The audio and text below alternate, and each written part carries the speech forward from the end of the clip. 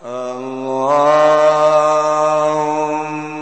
sholli ala sayyidina Muhammad wa ala ali sayyidina Muhammad. Bismillahirrahmanirrahim. Wa ma arsalna fi qaryatin min nabi illa akhadna ahlaha bil ba'sa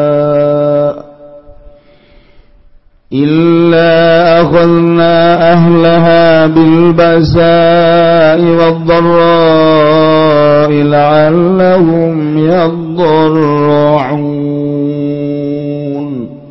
Wallahu a'lamu bimaradi wa ma arsalna lan larana ngutus susun agung pikaryatin ing dalam nagara min nabiin ing nabi suji pakadzabuhu maka nagarakeun ya qaryahu ing nabi illa akhadna angin ngaleping sun sadaya illa akhadna angin nyiksa ingsun agung akobna tegese nyiksa ingsun agung ahla ing ahli qaryah bil ba'sa'i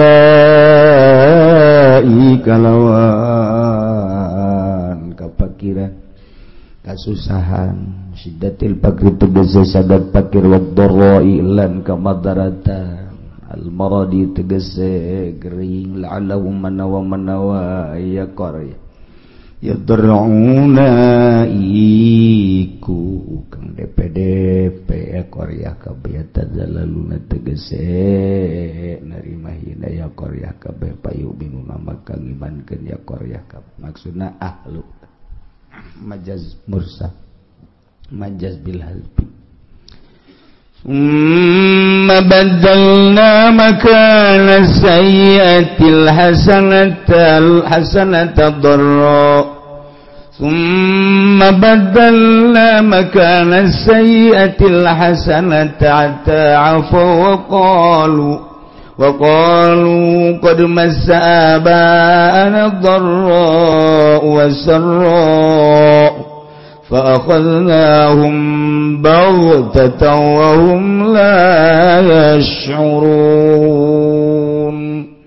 Allah alam bimarad summa badalla kari-kari ngagentakeun isun agung autoina tegese ngawekeun isun agung mubing qarya makana sayating panggonan al azabi tegese siksa alhasanata ing kebecikan al ginawasiata tegese kasugihan lan sehat ata'afu malamalake ya qarya kabeh kasaru tegese ya qarya kabeh wa qul nucap ya qarya kabeh kufran nikmati kena ala kufur kadua nikmat ngucap ing lapan kon mazhabana temen ngenani pirang-pirang bapa ingsun sadaya ad-dharra wa pakamadharatan wasraulan kasenangan kamamasana kaya oleh ngenani ya kaya bareng kang ngenani ya mana ingsun sadaya wa hadhi adatu darilan utawi ikilah iki dharra wasarma iku adat zaman walaysat diukubatin lan orana ana ya dharra lan sarma iku tetep kalawan siksaan minallahi saking Allah pakunu maka ana sira kabeh alama antum alaih iku tetep ingat barang kang utawi sira kabeh iku tetep ingat magala ta'ala ngadawa Allah ta'ala fa'akhadna ing lepat ba'akhadna maka nyiksa isun agung ing qarya bil azabi kalawan siksa bagtatan ale kaget pajatan tegese kaget wa hum la yasurun ale utawi ya qarya kabeh iku la yasurun warana waruh ya qarya kabeh yakti maji'i qablahu kalawan waktu tumekane ya azab ing dalam sadurunge maji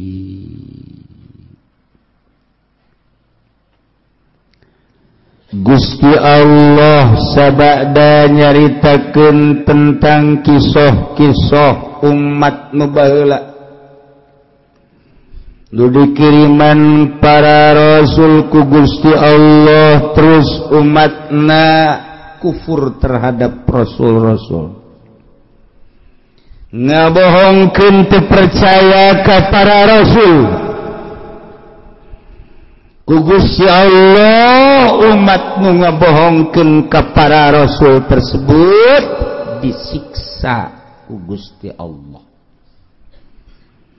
Umat Kangjeng Nabi Lut dibalikeun taneuhna ka handap datang ka kuari sing golotrok di neraka.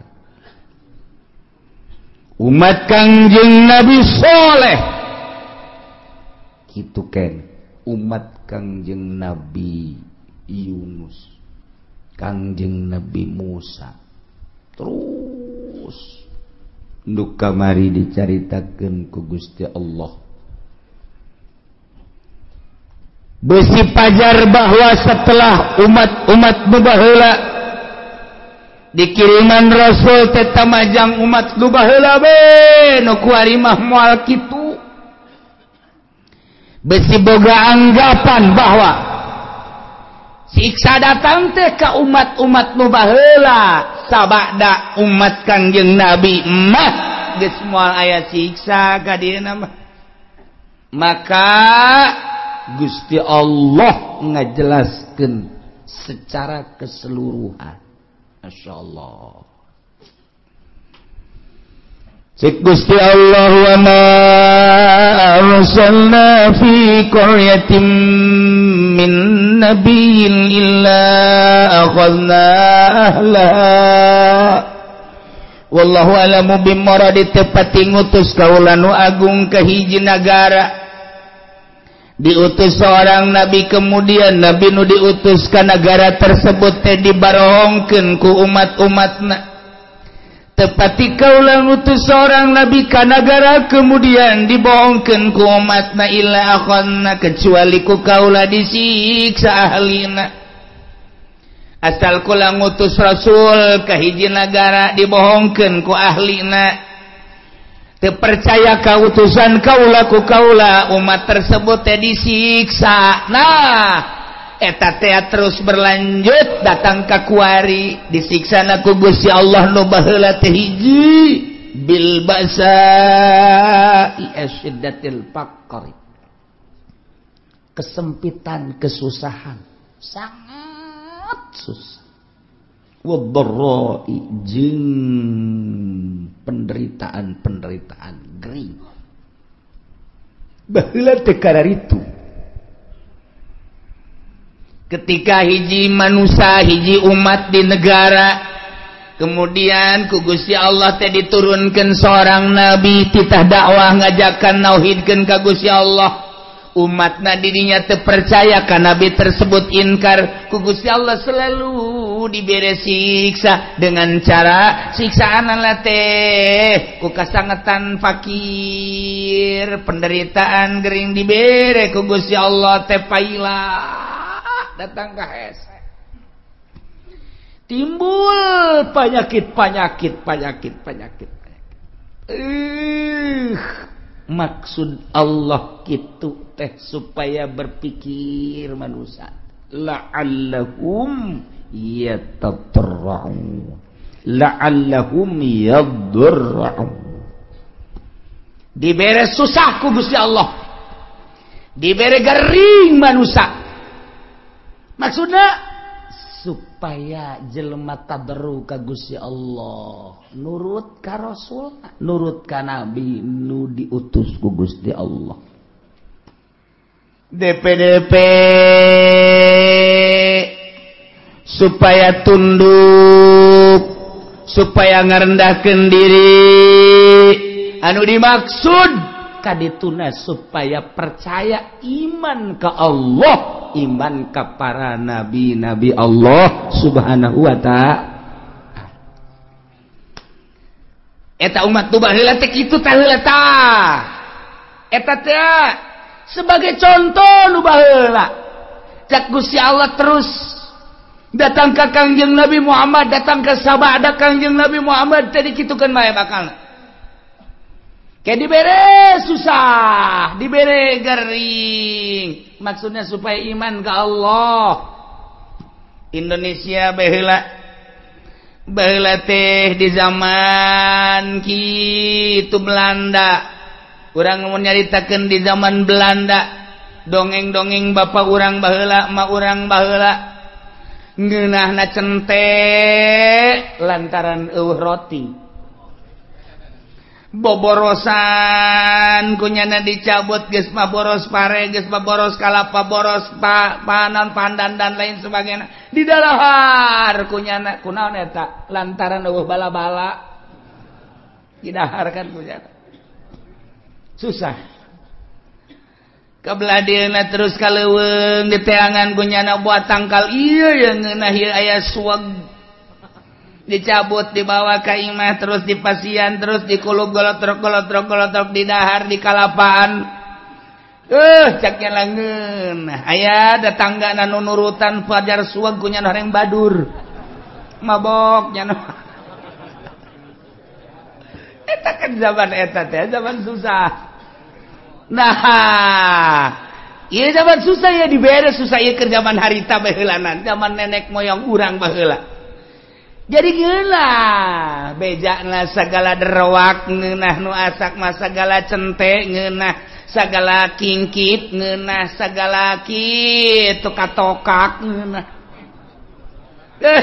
segala rupa kudu eta atuh kapan eueuh dahareun nu aya eta atuh geus lamun urang nyaritakeun zaman kamari ieu beuh nyabot dangdeur masyaallah segede jempol teh di pasianan di dahar atah-atah isuk-isuk ku amis yak nyana loba dahar kuari mun teh nyeri beuteung kunaon sebab eueuh dahareun zaman eta mah ngeunah jasa zaman kula bae ge lamun urang ngadahar kitu nyaritakeun tentang ngadahar naon dangdeur atah pernah ngadahar kitu huwi nu atah ngeunah ngadahar sao atah ge ngeunah sao atah ya Allah ya Rabbi ku ngeunah eta sao teh komo rada mengkel-mengkel mah ya Allah sao atah didah nu mantak baheula mah lamun aya rujak tumbuk teh rujak tumbuk mantep jasa lantaran sagala ararata hararaya ngeunah kuari mah kuari loba dahar teu ngeunah nu kos karitu nah ieu dibere hararese ku Gusti Allah tapi eta jelema lamun ba'da magrib breng ngararaji ka imah ustad nu tinggalin ngaraji kabeh mari ustadna ge teh yang dibayar jeung hayang-hayangan ge nu mayar ieu hari teh duit teh aduh bisa jana maca Quran aju anu rada geude mah pan baheula ngajina teh rada panderi mimiti nu ngeja heula aju nu garede geus ka Quran aju balik-balikna kan ka masjid es di masjid paling jago nyana nakol bedug hiburanana teh ngakol bedug hiburanana sakitu dagdidug geus eta hiburan nyana sakitu doang geus baheula mah aman bere kabelah dieuna terus mahmur ku Gusti Allah teh terus engke paroho deui ka Allah jadi bere susah deui ku Allah kuari be kuari leleti kanan ya kieu bae ieu mah keur carita perorangan bae ulah kabehan ada perorangan ieu kege kaharti kakabehan ge kege kaharti kakabehan Waalaikumsalam duh Kiai doakeun kula naon kula dek dagang Kiai aduh boga modal supaya maju bae namun maju mah pan masjid tuh omeaneun jang nyana teh pondok pesantren amis ngeunaheun kadengena kana ceun Ninahin, ya saya guys pokoknya malah kalau mendak ibadah, baik, guys, doakan, oke, padahal jadi doakan kayak suga sebelum ini mungkin cerita perjalanan, yo, cek ya itu sing bener itu sih dagang, kayak seminggu datang deh, kedua minggu datang deh, wow, gede, hiji, Waalaikumsalam, loh, bari guys dia bantingkan kopiah ke blek. Sia kunaon ngabanting puyang cenah kieu doakeun ieu kunaon hayang bisa ngazakat kan dah mantap jasa eta ngomong hayang bisa ngazakat berarti hayang sugih kan hayang bisa ngazakat cenah kulit itu bisa ngazakat lain hayang ngasugih teuing kunaon hayang bisa ngazakat hayang nyaho ibadah zakat sia ngomong pinteran eta berarti hayang sugih ya doakeun lah kieu cenah kudu maju guys doakeun Sebulan sekali datang, sebulan sekali terus. Dibere maju ku Gusti Allah. Nuka hiji maju, nuka dua maju, blek rada lambat kayak makanya 3 bulan sekali. Ligo begal, kiai hampura tuh bisa kadieu bulan-bulan kemarin mah. Ku ada sibuk masalah sih. Ieu mah doa anu geus kiai set. Balik deui nya ka Jakarta atau ka gede 1 tahun teh datang. Assalamualaikum salam. Aduh kiai gua kan bisa lebaran doang cenah ieu ka dieu. Kunaon emang sibuk cenah masyaallah. Geus doana bae kiai mah pokona mah jauh di mata dekat di hati masalah. Segala dalil segala tuh. Dalil-dalilnya na tuh gak masalah. Beli mobil pleng. Geus teu ka kiai. Asal teu ka kiai bae berarti salat ge wallahu a'lam. Salat ge wallahu alam aya zuhur ke asar henteu, aya asar zuhur henteu. Kabelah ditu lah, zuhur henteu asar doang zuhur mending geus sekaligus ulah. Henteu plah. Keur ngalamun mah salat ngana ge. Ke henteu deui sugih. Dibere amruk meunang 5 tahun sugih nya atau 10 tahun. Brek ya dunia atuh ngaranna plak. Datang deui kiai mage. Waalaikum. Waalaikumsalam. Lu kiai. Kunaon jadi, aduh, orang kos kieu nya kiai. Aya kamar wajang kula neuk mondok bae. Macem-macem sagede mondok neuk naon. Geus teu kuat cenah hirup ieu orang kos kieu lah dunia sakumaha ku kiai sok didongeng-dongeng. Kunaon emang? Ambruk kiai dagang. Bara tahun 10 tahun kula teu ka dieu sakali da ka dieu kula ambruk aing pake kokoset bae tuh Gus ya. Teu meunang da kiai ngomong kos kitu teu meunang ieu keur carita doang. Segala kokoset segala naon. Tah, ieu mah keur carita bae. Jelema susah datang ka kiai, berarti kan carita kiai berarti nyana ngadeukeutan Allah. Senang po ka kiai. Kajian ieu mah keur carita ka kiai padahal mah hakikatna mah ngajauhan ka Allah kan. Tuh, jauh. Keur susah mah jelema deukeut ka Allah, keur senang mah jauh ka Allah. Nu matak hebat jasa jelema lamun keur loba sagala deukeut ka Allah hebat jasa. Carang. Jelema deukeut ka Allah teh mun geus kajepit. Geus kajepit jasa tinggal buntut tapi utek bae. Eta bisa. Kula keur carita di Bandung mun ente ka Bandung aya didinya ngaran kitu toko Almasum nyaritakeun deui aya naon ngaranna pom bensin Almasum, musola Almasum, masum Bandung loba. Kori aya pondok pesantren Almasum. Aya yayasan Almasum, loba bank boga Almasum Bandung. Eta teh kumaha dongengna baheula ngaranna Haji Maksum. Eta teh keur susah jasa datanglah ka Mitoha ka Garut. Kees tadi mah Mitoha. Doana kiai geus di Mitoha tadi dinya geus didoakeun beres Mitoha berenang tuh ngadoakeun maju ambruk deui tas maju teh teu ka imam Mitoha teu ka imam Mitoha ambruk ka imam Mitoha deui maksudnya deng deui di imah THS deui biasa doakeun majuna teu kira-kira pohara jasa miliuder Bandung geus lah. Nggak datang ke pae teu kapanggih.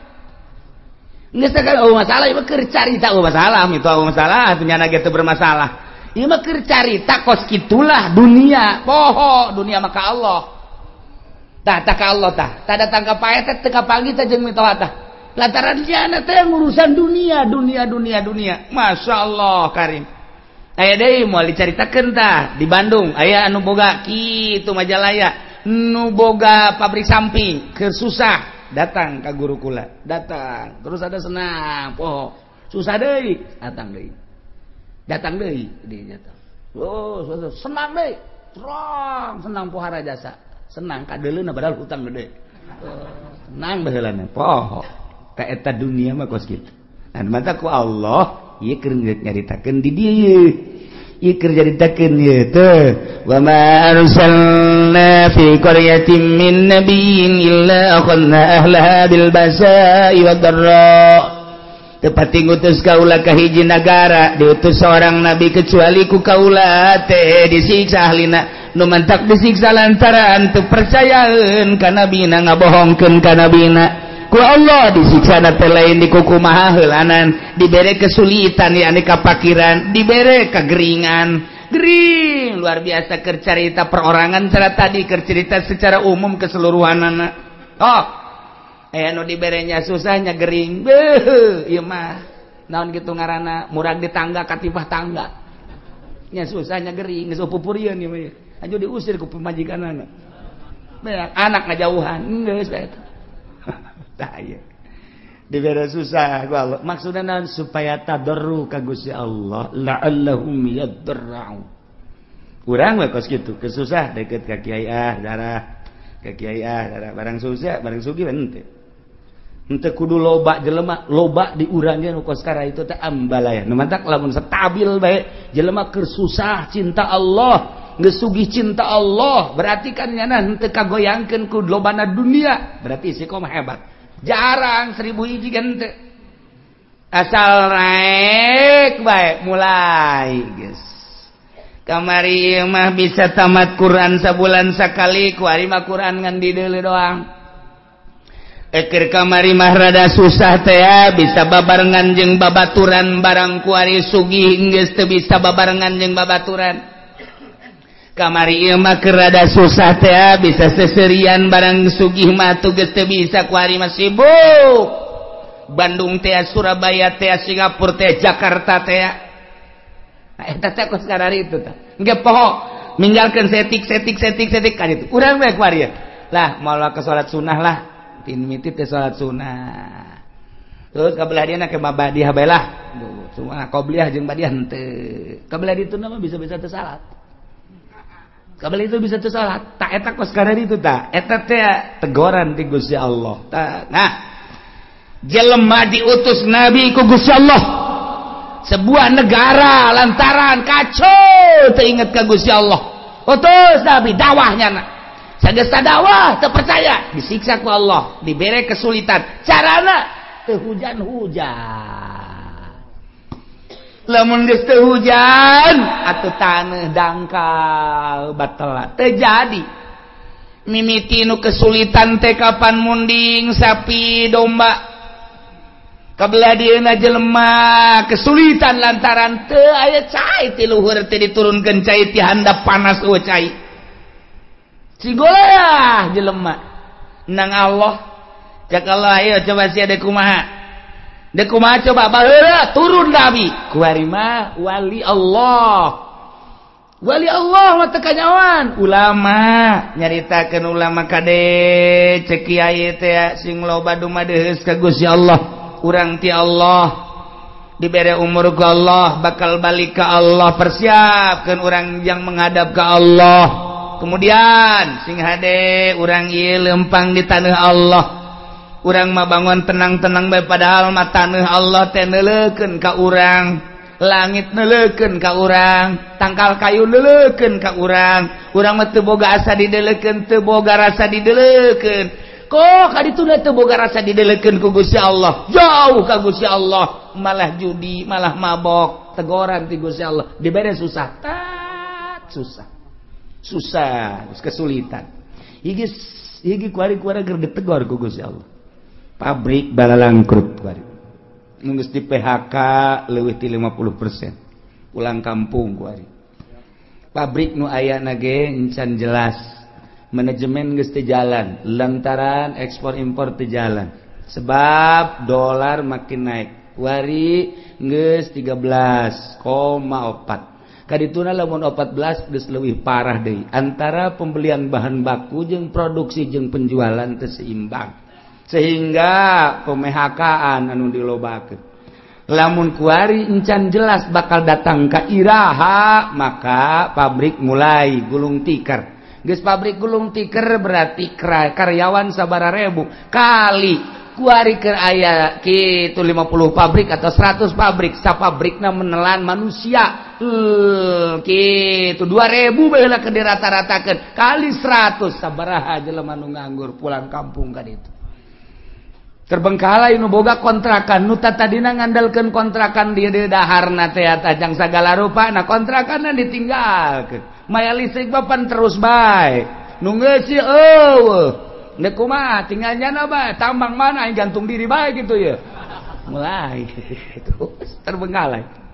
Ye, bang di urang kumaha pasarkan ku hari kurang geus teu jalan. Artina teh jalan teh kumaha? Jalan mah ala kadar jalan, tapi kan lain cara biasa. Aset anu biasana satu hari menang 1 juta, ku hari mah teu menang 500 acat. Ieu keur carita nu leutik. Carita nu gede, ieu encan jelas, datang ka irahana encan jelas. Nah, ieu keur dicoba ku Gusti Allah, nu tenang-tenang santri doang. Santri suka mikiran pabrik henteu. Santri mikiran tani atuh henteu. Santri memikiran perekonomian tuh nanti nyawa teu nyaho ka ekonomi ka politik teu nyaho santri mah. Sebab nyaho jadi wali ka apa? Menang nyaho wali santri. Ya tuh tenang bae nya. Ngitung bae we cenah geus wayah balik-balik. Assalamualaikum. Salah. Seseuri ya. Padahal mah kolot-koleng. Duh anak aing geus datang deui we. Bah, dua poe balik deui ka pondok. Kudu aya duit 1 juta. Boh. Aduh, sekolah tadi ayo ngakak di anak ayo. Ye, aya duit berangkat. Eueuh duit kula moal. Geus susu loba ada kira ka pondok deui pondok. Meuli ji Samsu kieu.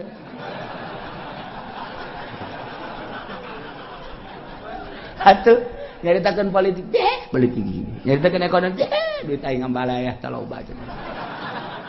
Geus cenah mah atuh geus nya mah jadi wali we pokona mah geus. Nah, bang tenang-tenang geus jadi santri geus. Geus ngitungan bae ngaji mah tilok. Ngitung balik deui bae. Teu nyaho santri mah. Geus teu nyaho naon pokona mah ngaji ibadah geus teu nyaho naon. Jasana jangan anu mikiran bae dia sugan atuh jadi kitu motivasi jan teu. Atuh mani nyana. Salat berjamaah, tas berjamaah, pondok maca Quran, tadarus. Allahu lazim, bak dak masak. Beres, beli botan dak duit aing ambual aya ti bapak aing. Pugu bapak nama ngedagang naon gitu ngartoge. Geus nya wana naon ya. Dagang dangdeurnya nanjak kesangan. Tengah jalan kesangan kosokan heula ieu dorong deui ka ditu. Jual, datang anakna. Duit bah. Meuli gudang garam kadeleuna mah rokok padahal kesang bapak eta.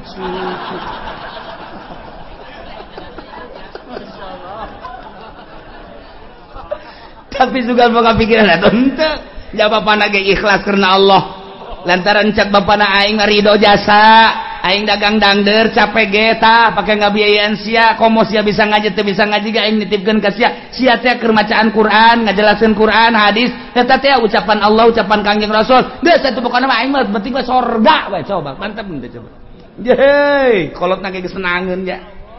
Eta teh nyanaan nu di dalam akhirat. Coba sakola. Hayo. Mere duit tak 3 juta jadi ibadah. Wallahu a'lam. Nu dibaca anak kitab naon dan lain-lain sebagainya jadi ibadah kalau wallahu a'lam. Datang deui minta duit hak tak dipake poya-poya ku anakna keur carita bener bae heulanan sakolana wallahu a'lam jadi ibadah wallahu a'lam teu. Ge buka tuh hate sia bego. Kalau teh ieu mah keur nu capek bae tah mere ka anakna. Keur carita bisa ngajina geus pohara, keur teu bisa ngajina dicatet ku malaikat. Masyaallah anakna cicing di pondok keur berjuang ngalaksanakeun muacaan kitab Allah, dawahan Rasulullah, dawahan ulama, dibiayaan ku bapakna anu gantar wasilah ngabiayaan anakna, memeh anakna ka sorga kudu bapana heula. Amin amin sa anak sia teu sakola teu mondok.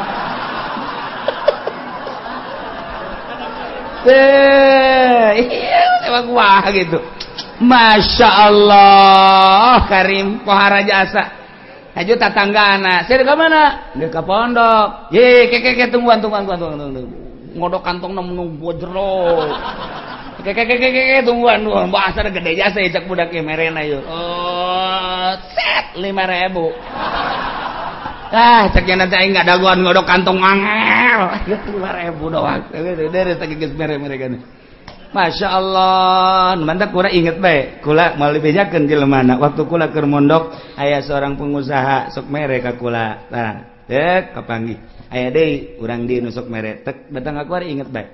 kuari geus marah naon kuari sok dihadiahan bae ku kula beuh aing baheula teh meuli kitab dibiayaan ku eta seorang pengusaha tah kuari sok dihadiahan bae lah berarti anu ternyata ge pasti aya eta teh leungit tah hate teh tah nyana ngabiayaan teh sok mere mun balik sok mere aya deui dulur mun da balik menta teh mah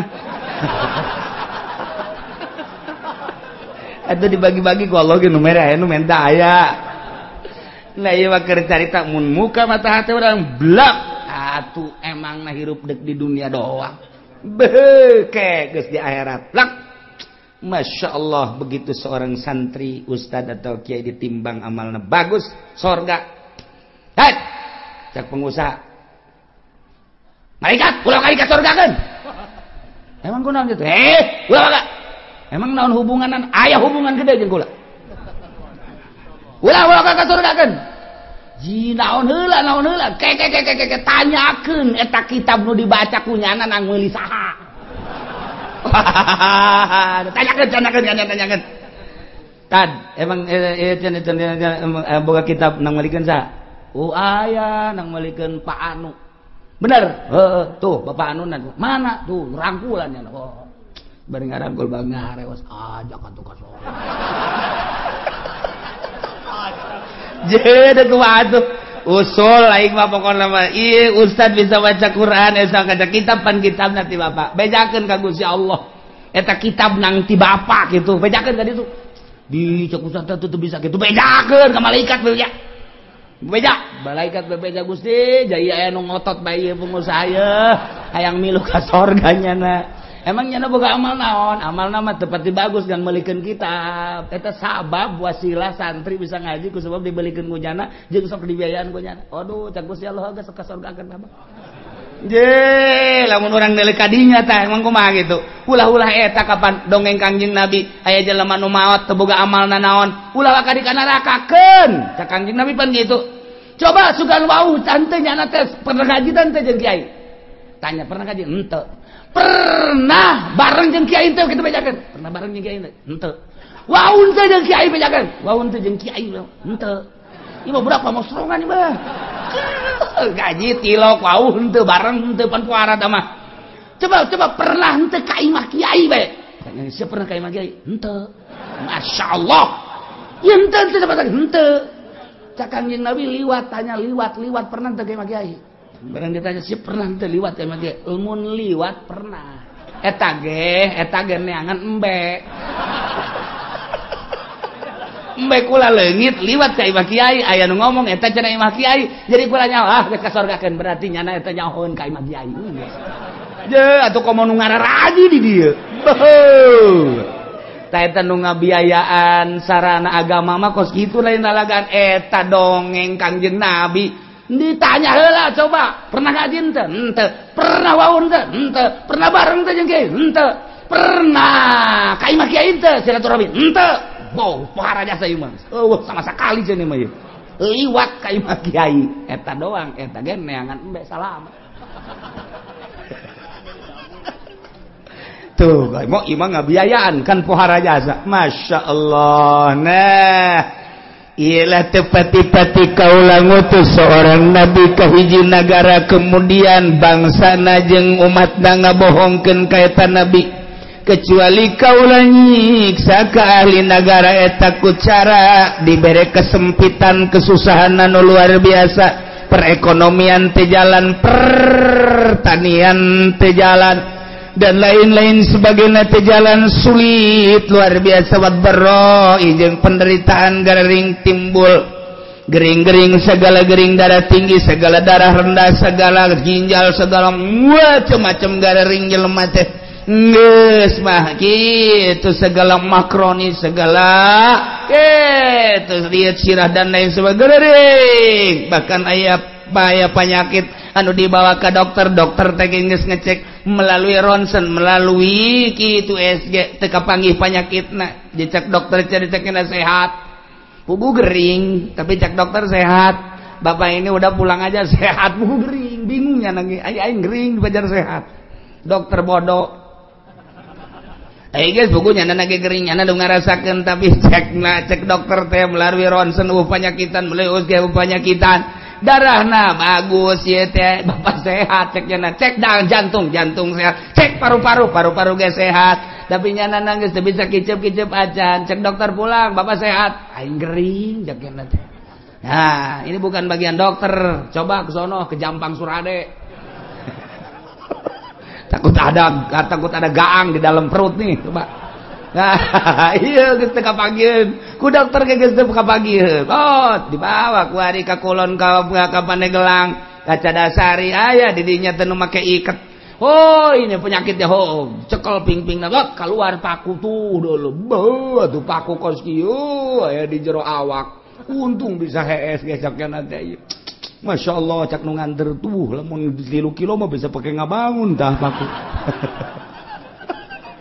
mana aya di jero awak kudu aya pakuan segala bohong boro-boro paku urang kasura ge leutik jasa nyeri jasa tuh paku sok bodak kieu mah urang teu percaya bae jucanya nanti baru ieu mah tidak selesai ieu mah moal selesai dicokotan kieu mah sebab di imah ieu mah aya orang hideungan kudu mayar ieu mah segala apel jin segala apel jurig segala naon wah tambah cai tambah daun eta bener apa nu kitu bohong nu karana itu aya penyakit itu bener temen eta mah ngabohong dukun ngaranna nah ieu disiksa ku Gusti Allah maksud Allah mere peringatan la'allahum yadra'un supaya DP supaya tunduk rendah diri kadituna iman ka Gusti Allah nu kafir supaya iman supaya percaya ka utusan Allah anu geus iman ka Allah supaya balik tobat ka Gusti Allah supaya mantep menghadap ka Gusti Allah subhanahu wa ta'ala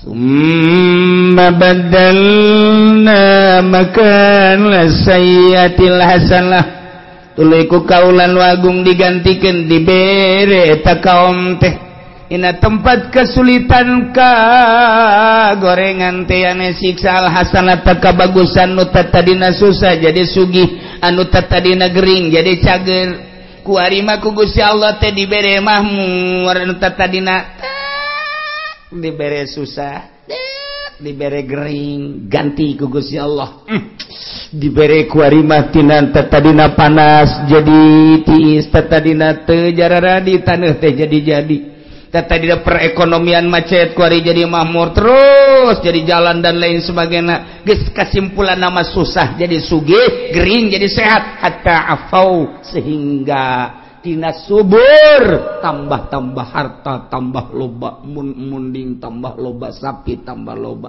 domba tambah loba ayam gitu kene kendaraan tadina boga motor hiji jadi 2 jadi 3 mobil gitu kene bahkan jeung pamajikan ge nambah tadina hiji jadi 2 jadi 3 ku makmurna masyaallah pohar anak baradakan jadi loba ta'afau tadi dengan boga anak hiji 2 ku 5 mun ditanya ti bibit itu 10 bibit itu 10 bibit itu 10 opat bibit jadi 40 geus lamun dek lebaran mudik jang anak doang nyewa bus ta'afau bahmur jasa ieu pohar jasa kumaha eta dikitu-kitukeun ku Gusti Allah ke dibere susah ke dibere sugih ke dibere gering ke dibere cager eta teh kapan menang Allah maksudna Gusti Allah teh supaya inget bahwa ieu teh dadamelan Gusti Allah geus ana dadamelan Gusti Allah supaya iman ka Gusti Allah geus iman ke ibadah ka Gusti Allah supaya mantep nauhidkeun ka Gusti Allah subhanahu wa ta'ala tapi kumaha eta kaum waqalu cek eta masyarakat teh kufrun linikmat kana kufur kana nikmat sing hadeta makikituan tekod masa abaan adra wasarra bapa moyang urang baheula ge osok dikitu-kitu baheula ge lain osok dikitu-kitu emang geus terjadi ke susah ke sugih engke paila engke subur tiba lagi kitu ke perekonomian macet ke perekonomian teh jalan atau tiba lagi derek moyang urang ge kitu sarua jeung urang ieu teh ulah ditekadkeun bahwa ieu ti Allah wa hadhihi adatud dahri ieu mah emang geus kos kitu bae kaayaan zaman masa kuari geus aya di ceuli urang loba jasa ketika aya gempa urang mah nyaritakeun ieu teh peringatan ti Gusti Allah, ieu teh siksa ti Gusti Allah. Sebagian ngomong ieu mah kejadian alam. Caritakeun angin topan deg urang mah nyaritakeun ieu teh peringatan ti Gusti Allah, siksa lantaran di dinya teh aya sumber maksiat anu teu katahan. Mungkin bae perzinahan, mungkin perjudian, mungkin bae di dinya teh segala kredit dan lain sebagainya. Dia disiksa ku Gusti Allah. Tapi nya nama lain, ini mah kejadian alam. Ada tuh dahri, emang geus biasa zaman mah kos kieu. Jadi kan tsunami, dat peringatan ti Gusti Allah. Urang mah nyaritakeun ieu teh peringatan ti Gusti Allah. Nya nama lain, kejadian alam. Lantaran di urang antara nu mukmin jeung nu fasik jeung nu kafir loba, dedengean loba. Tapi ka urang lolobana dah kejadian alam eleh mukmin udah teger di televisi ngomong ini adalah merupakan peringatan dari Allah, siksa titik geus kuduna kitu. Ieu lain kejadian alam. Nyaritakeun kejadian alam malulu. Teu harayang aing mah ngadengen age. Eueun tegas ka kitu teh ka Allah. Hati-hati kita kembali kepada Allah. Kuduna mah di TV kitu, hai para kafir-kafir, iman kepada Allah. Coba nya di sel geus lah pokona. Nih kan kudu ieu mah kejadian alam deui, Da iya jelema nu kalalupur nikmat teh ngomongna teh qad masa'aba anadra wa sarra. Urusan kos kieu mah tuh bapa moyang urang ge emang kakeunaan baheula aya susah aya sugih. Aya panas, aya tiis, aya masyarakat aya menan gitu ngaranna, aya keur paila, aya keur subur. Atuh baheula ge karari itu, ku Gusti Allah dibere angin, teu Gusti Allah, engke ge aya angin, ke gempa. Emang ieu mah wahadi ada tu dahri, walaysat biuqubatin minallah. Lain sisa Allah, ieu mah kejadian alam.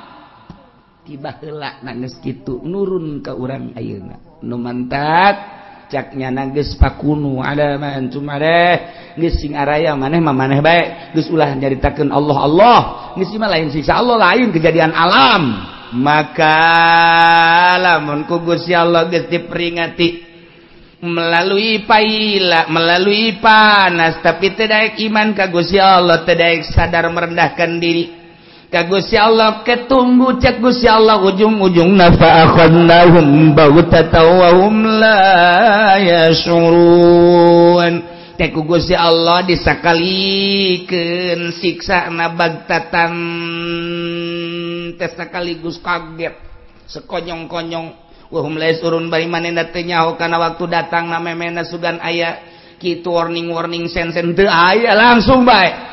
Emang kamari ieu waktu aya tsunami Aceh teh emang aya peringatan teu aya jeger kabeh ka bawah. Waktu kamari ieu di Padang emang aya peringatan awal geus ku Gusti Allah diperingati awal. Tapi kaberani itu udah tetap teu iman. Gak gempa sabaraha ribu manusia anu henteu disalat. Teu Sukabumi gempa, Garut gempa, Yogyakarta gempa. Nu kuari mata anu celian anu pengkor anu leungeunnan dan lain sebagainya masih kadeuleu keneh kurang Yogyakarta teh. Tapi tetep teu iman ka Gusti Allah. Awas cak Allah. Namun ku aing kuari peringati melalui panas. Ku aing diperingati teu aya hujan. Sawah-sawah batela dan lain sebagainya hawa anu sakieu geus henteu benyatu jeung urang panas luar biasa eta teh sing inget sia-sia teh nang aing, ieu cuaca nang aing, panas nang aing, balik atuh ka aing cak Gusti Allah. Lamun sia balik ka Allah, aman ku aing sia. Tapi lamun sia teu balik ka aing, ieu kejadian alam. Deleukeun ku aing sia. Lamun ku aing teu didatangkeun bantatan, awas teh. Mun teu ngeri. Teu ngeri urang sing lobakeun istighfar ku ari ge ka Gusti Allah Subhanahu wa ta'ala di lembur-lembur ayo istighfar astagfirullahalazim wa atubu ilaihi minimal 70 astagfirullahalazim wa atubu ilaihi atau anu panjang astagfirullahalazim alladzi la ilaha illa huwal hayyul qayyum wa atubu ilaihi atau sayyidul istighfar Allahumma anta rabbi la ilaha illa anta khalaqtani wa ana 'abduka wa ana 'ala ahdika wa wa'dika masatu a'udzu bika min syarri ma sana'tu wa a'udzu bika bi ni'matika wa a'udzu laka bi dzambi faghfirli fa innahu la yaghfiru dzunuba illa anta ta eta baca ku cenah panjang ting teh Kiai nu pendek dah astagfirullahaladzim li wali walidayya li ashabil uqul ajibati alayya jamin Muhammad eta ge panjang kene cenah kiai nu pendek bae astagfirullahaladzim wa tubu eta ge panjang kene sia moal ngamaca ieu sia mah panjang keneh bae bagian baca istighfar balik ka Gusti Allah Subhanahu wa ta'ala lantaran hujan-hujan anu aya di sekitar urang encan hujan murni sing ade encan hujan murni ieu mah hujan buatan teh pemerintah supaya ulah ngebul teuing mantap urang tetep sulobakeun istighfar ka Gusti Allah Subhanahu wa ta'ala ieu kurang keur dicoba ekonomi keur rada carut marut bagi anu bergelut di perekonomian kuari emang keur rada carut marut pertanian ribuan hektar nang Allah aya nu geus kekurangan cai urang kula seserian di urang aya hujan lain hujan asli sebab hujan asli mah diawali ku guludug jeung kilat ieu mah guludug kilat mendung hujan sing inget hujan asli awal kilat jeung guludug